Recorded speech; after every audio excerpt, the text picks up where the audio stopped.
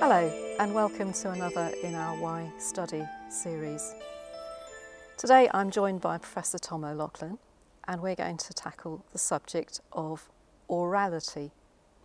Why study orality in theology? Can you start by explaining something to our viewers about what this topic really is? Orality is the study.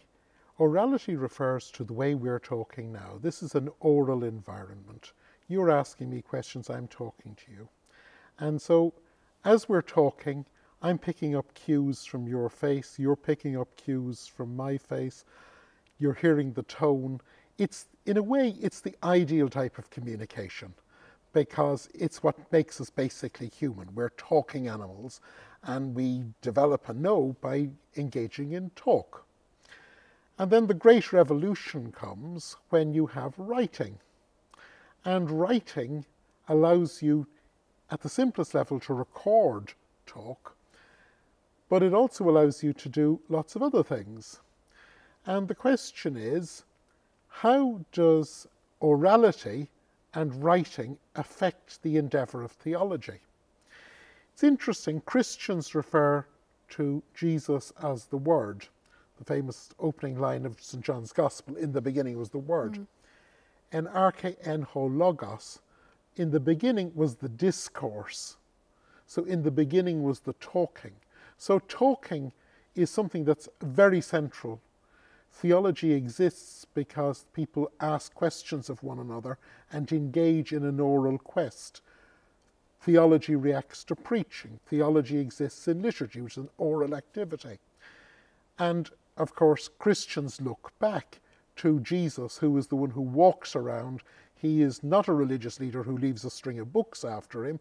He engages in an oral ministry. He talks, he tells stories, he tells narrative. So the first interesting thing is that when Christian theologians today look back to the origins of Christianity, they have to unload all the apparatus of books. I've heard preachers, I've heard theologians, I've heard teachers, I've heard students referring, for instance, to the Gospels and the writing of the Gospels as if they were written in a modern library, where you're actually writing out a text and it's then typed up, and you talk about how it was written and as if it's a modern book. But actually, of course, the Gospels themselves begin as oral performances. It's someone who goes around and who can tell the whole story in the narrative story form. So any study of the Gospels looking at their narrative form must take into account that they are oral narratives. They were intended to be heard, just as this video is intended to be heard and seen. So how does one do that then? Well, one does that by realising that in oral narrative, you tend not to go for abstract, long logical sequences. You tend to go for short pictorial sequences. Mark's Gospel is a perfect example of this. Umpteen small stories, each introduced by and then, each little story, and they're terribly they're concrete, and they've all the hallmarks of good storytelling. Whereas once you're used to doing your thinking on paper, you tend to build long, complex logical arguments, and abstraction becomes far more easy. It's true, Mark's Gospel would not make a good essay, isn't it? Mark's Gospel if Mark wrote his Gospel as an answer to the question, what is Mark's Gospel, it would get nothing. Yeah. So it's important for the history of Christianity, if we're to understand our sources, to remember that they're oral sources. The other thing to remember is that books are primarily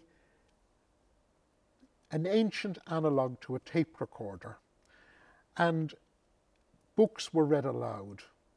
So in thinking of any writing from the early Christian period, don't think of it as a short article or an essay or a book on the shelf. Think of it as a tape of something that was intended to be heard aloud.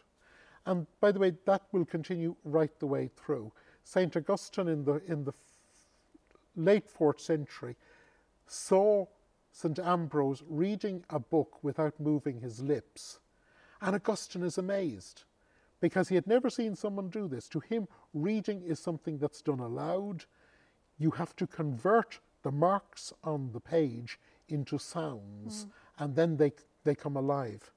Now that is a very other interesting aspect for theology, because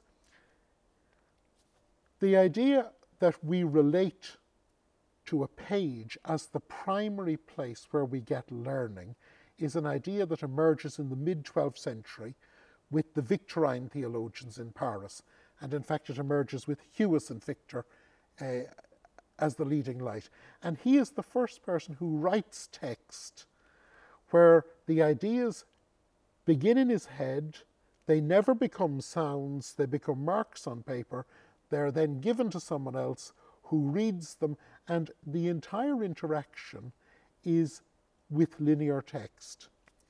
Now contrast that with just a generation before him, St. Anselm.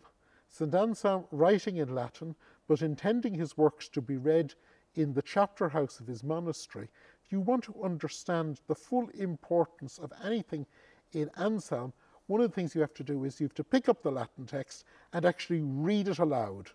And when you read it aloud, as opposed to running your finger along the way we tend to do it, as if it were a logical, or as if we're put out in the way we would write a philosophical argument, suddenly you realize that it has a whole different flavor to listen to Anselm.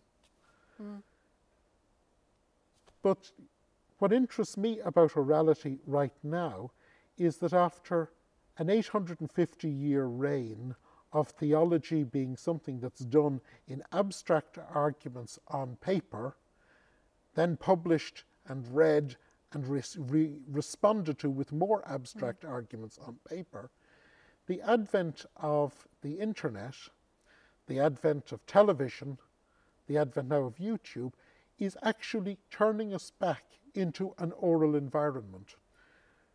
50 years ago, Marshall McLuhan was saying that the advent of television, that people getting their information in an oral and visual form, would be like listening in a much earlier society. And he says this will affect how education works, how theology works. He actually picks out theology and liturgy as two areas that the whole communications revolution would affect, because the paradigm would move from book back to orality. And it's interesting that today, for the first time in 1,000 years, there's as much learned information being conveyed orally as there is in print.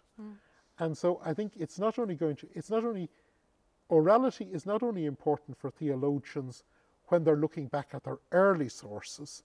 They really have to watch out this dreadful retrojection of the library culture, either to the Gospels or to early theologians, anyone up to Anselm, but equally to be aware that we are now back in an oral culture, and that will change how theology is done again. So that's a great move from individualism and silence. It seems to me what you're saying is that theology became a much more individual and silent activity as people began to read and write. And insofar as it became that individual activity, we weren't able to pick up the sound and communitarian cues of the earlier documents. Tom, thank you very much. Well, I hope that has introduced people to the theme of orality, and I hope that our videos are to some measure contributing to this more oral dissemination of theology in the present day. Thank you.